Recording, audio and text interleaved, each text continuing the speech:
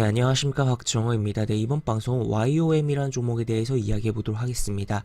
영상 하단에 좋아요 한 번씩 눌러주시고 이야기 시작해 보도록 하겠습니다.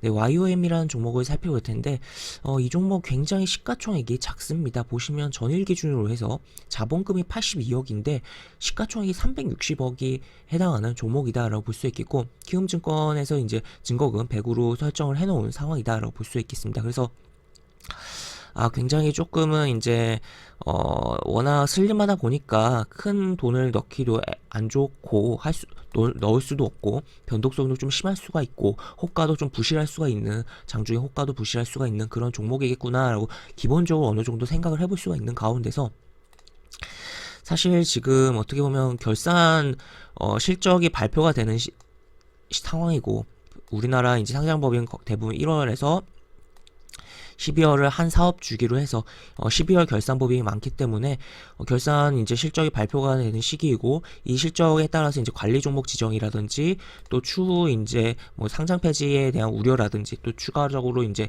3월 30일 전까지 이제 감사 보고서가 안 나오거나 감사 보고서에 이제 의견이 안 좋게 나오면은 이제 상장 폐지에 대한 리스크가 있는, 그래서 지금 어떻게 보면 상폐 시즌이 진행되고 있다라고도 좀 표현을 해볼 수가 있는 상황이기 때문에 극단적으로 좀 시가총액이 낮은, 극단적으로 시가총액이 낮다라고 봤을 때는 500억 미만 정도에 되는 종목은 사실 보는 게 조금 부담이 되는 시기이긴 해요. 한데 이 종목 같은 경우 일단은 이제 실적에 대한 부분이 나왔다라는 것을 이야기해 드릴 수가 있겠고, 그러다 보니까 이제 실적은 확인이 됐어요. 확인이 됐는데 다만 실적이 작년보다 이제 그러니까 재작년보다는 저조해진 것은 확인됐다. 매출은 늘었는데 외형 성장은 했는데 영업이익은 감소했다라는 것을 좀 체크를 해볼 수가 있겠습니다. 그래서 좀 영업적으로 외형 성장만 하고 좀 실속 없는 장사를 좀 했구나라는 것을 볼 수가 있긴 하겠지만, 워낙 이제 시가총액이 작고, 또 이러한 소형주의 경우는 실적보다도 이제 실적이 정말 꽝만 아니고 적자 누더기만 아니라면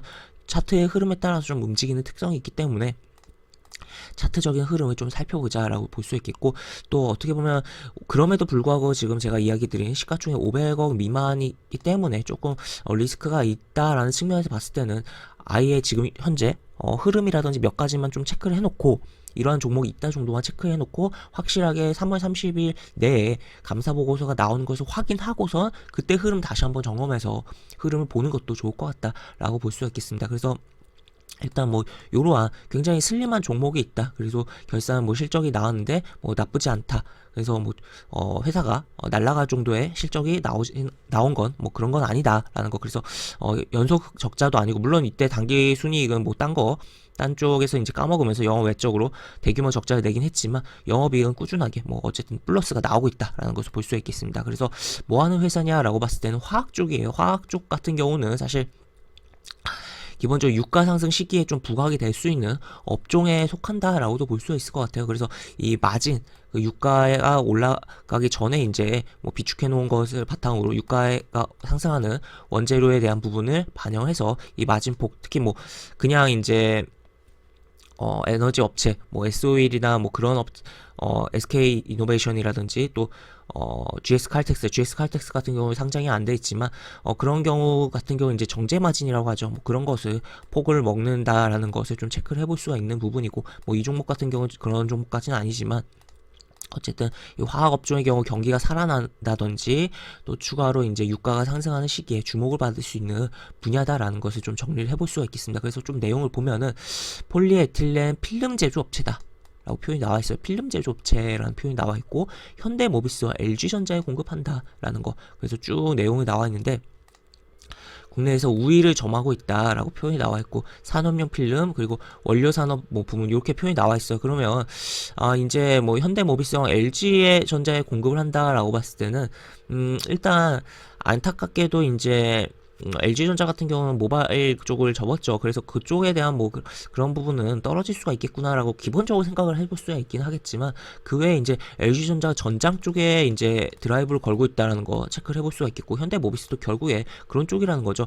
결국 자율주행 쪽으로 넘어가는 데 있어서 이 디스플레이에 대한 부분 그런 것이 증가를 하면서 요런 이제 필름에 대한 소비들도 그 외 쪽으로도 증가를 할 수 있다는 거, 기본적으로 요런 내용들을 바탕으로 추측을 해볼 수가 있다라고 볼 수가 있겠고, 이미 이 종목 같은 경우는 과거에 이제 관리 종목에 한번 지정이 됐다가 풀린 종목이에요. 그래서 관리 종목에 지정됐다가 풀린 종목의 경우는 이제 어떻게 보면 턴하고 있는 종목이다라고 좀 해석을 해볼 수 있을 것 같아요. 그러다 보니까 뭐 지금은 시가총액이 굉장히 낮고 하지만 조금 이제 생존이 계속적으로 되고 또 3월 안으로 이제 감사보고서 한 번 더 확인이 돼 준다면 정말 뭐 싼 종목으로서 좀 평가를 해볼 수가 있지 않을까. 물론 그 재무적으로 가치 이 자산 가치 대비 저평가라고 볼 수야 없긴 하지만 그냥 단순하게 시가총액 측면에서 싸다는 측면으로 좀 생각을 해볼 수가 있는 상황이다라고도 뭐 볼 수가 있겠습니다. 그래서 이런 식의 내용이 있는